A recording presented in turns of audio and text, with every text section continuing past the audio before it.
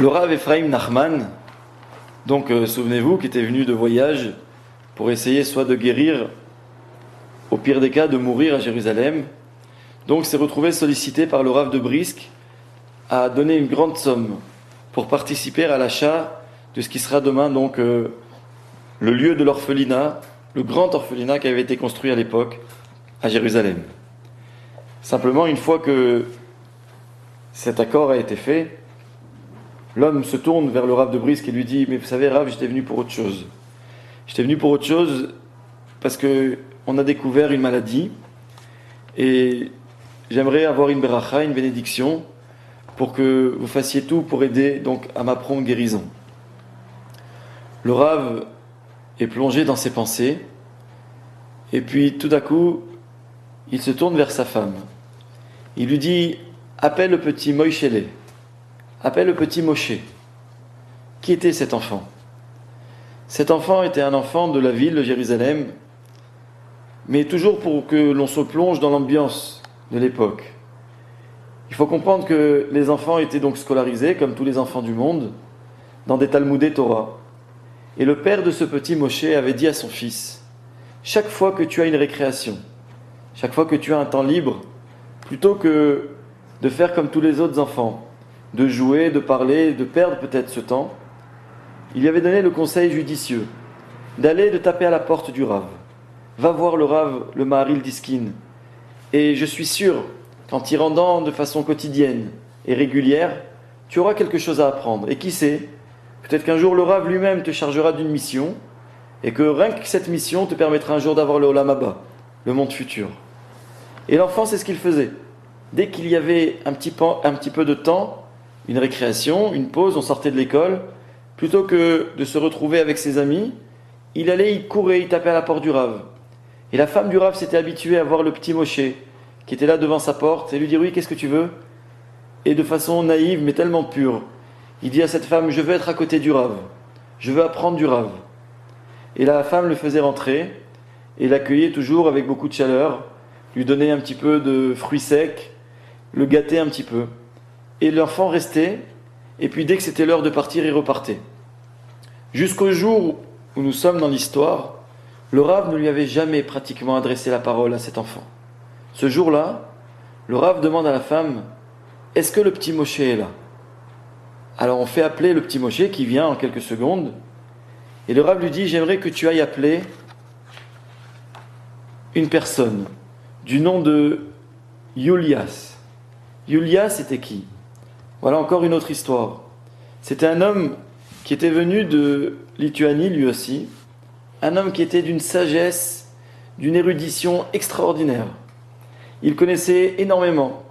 Et puis arrivé à Jérusalem, lorsqu'il voit les Anaké Ruach, lorsqu'il voit les géants au niveau spirituel qui habitaient cette ville, alors il avait eu l'idée de se dire « Mais qu'est-ce que moi je vais donner à la société autour de moi?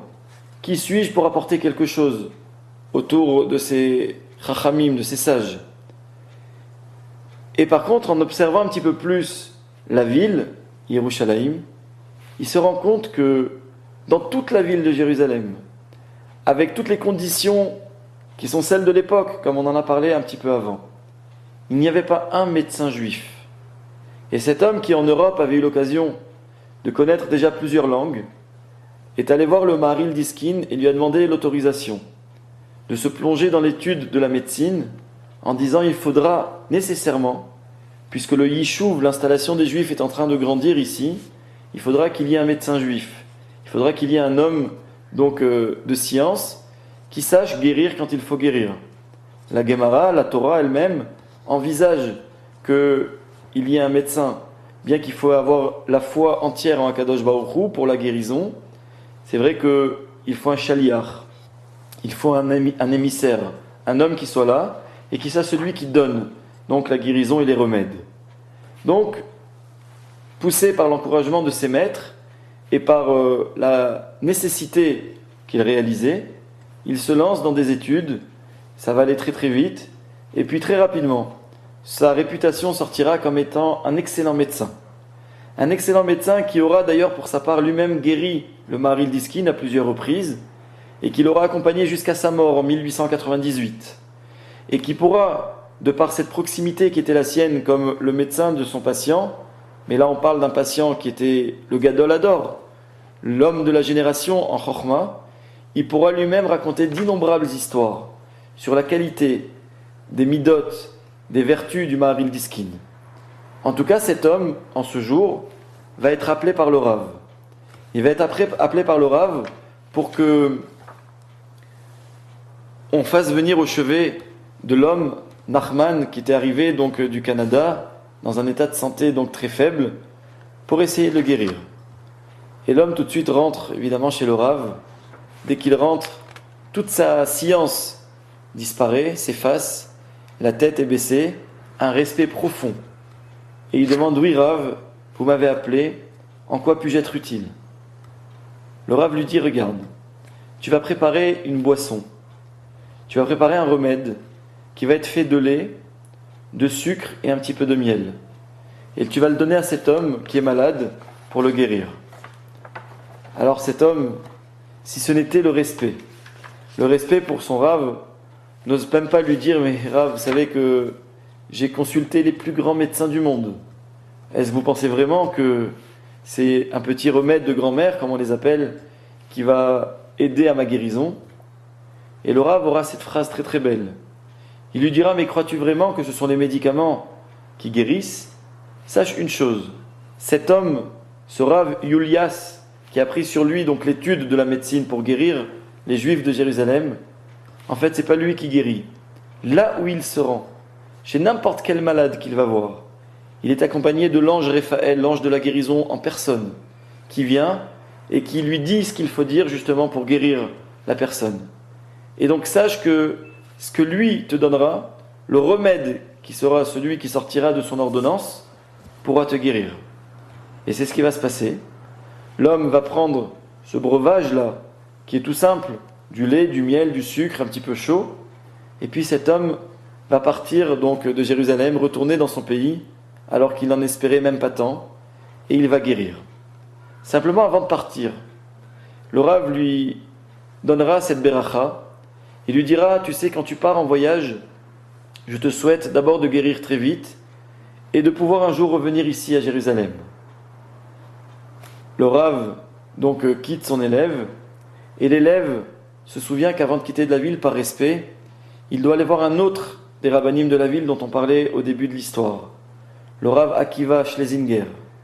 Il va taper à sa porte et lui dit: voilà, j'ai fait ce que je devais faire, une mitzvah énorme pour aider donc à la construction de l'orphelinat tellement indispensable, et en même temps j'ai eu le droit et le mérite d'être près de mon Rav qui m'a donné un remède, et Bezrat Hashem j'espère guérir.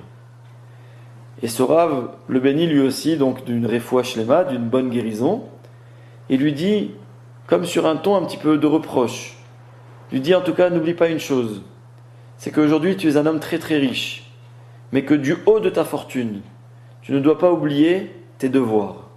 Tes devoirs, c'est que si Hachem t'a donné de l'argent, c'est pour le consacrer le plus possible pour faire du bien autour de toi, pour donner et pour aider les institutions à grandir. Et les deux personnes se quittent. L'homme se retrouve rapidement au port de Jaffa. Il embarque donc sur le bateau qui doit le ramener dans son pays.